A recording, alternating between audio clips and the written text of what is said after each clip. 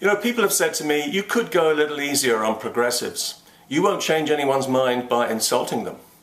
And that may be true, but you won't change their mind by not insulting them either, so what's the difference? Talking politics with a progressive is like talking religion with a Jehovah's Witness. If you don't play it for laughs, it will drive you up the wall. Because progressives only hear what they want to hear and what they are determined to hear, regardless of what is actually being said. However clearly and unambiguously you argue for secularism or democracy or free speech or any other civilized value, progressives will hear prejudice, hatred, xenophobia and racism, especially racism, because it's what they need to hear.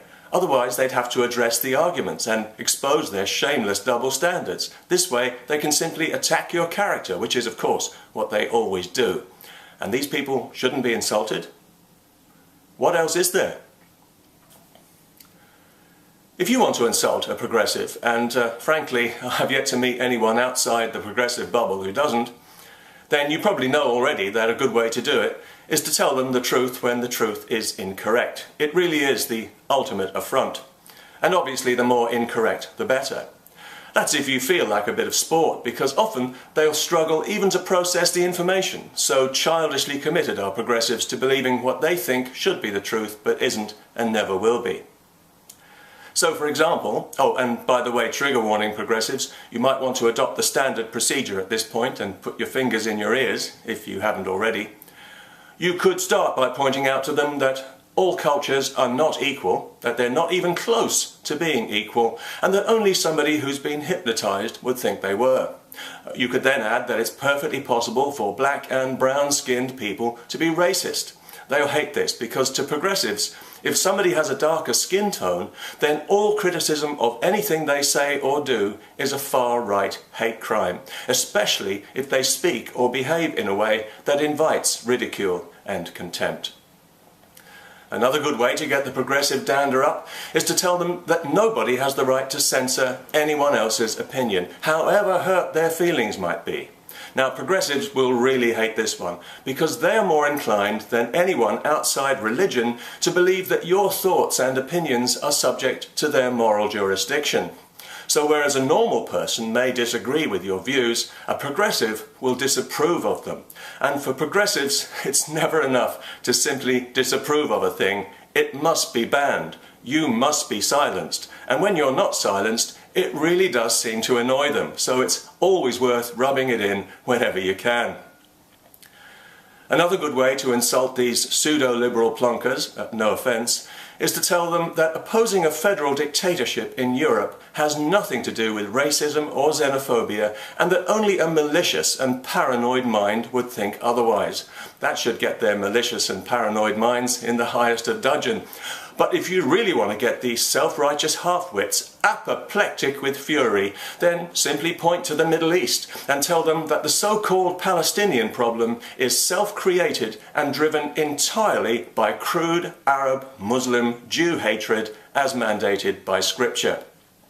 For a bit more spice, you could add that Israel is not an apartheid state, unlike some of its uncivilized neighbours, and that the BDS movement is a poisonous cultural terrorist group full of rancid, anti-Semitic, left-wing fascists. And that is putting it kindly. Of course, with the religion of special needs, anything you say can potentially insult progressives, as blaming Islam for anything at all is out of the question. However, since Islam is so clearly to blame for so much, this creates the kind of cognitive dissonance in progressives that we typically associate with religious believers. When reality can't be squared with dogma, they somehow end up believing both and seeing no contradiction. So progressives can see very well that Islam is a massive problem in the West, but it can't be, so it isn't. Tra-la-la-la-la. It's such an unfortunate mental condition, it's hard not to sympathise, but luckily not impossible. So you could start by telling them bluntly that Islam is unwelcome in the West because Muslims have made it unwelcome and because progressive PC dipshits like them have helped them do it. You could add that Islam is a serious threat to everyone's freedom, especially if they're female or Jewish or gay, and that it has brought absolutely nothing of value to Western society. All it has done is take and complain and cause trouble, and it has made us less tolerant, less civilized, less safe, and less free. And that if our society is to survive with its core values intact, freedom of speech, freedom of identity, and lots of other essential, healthy, civilized freedoms, then Islam needs to be vigorously and specifically legislated out of all public influence in all Western countries permanently, for the sake of tolerance and diversity and respect. Oh, and don't forget to mention that the fraudulent propaganda term Islamophobia is not a real word. It represents no phenomenon of any significance, and anyone using it is a traitor to humanity.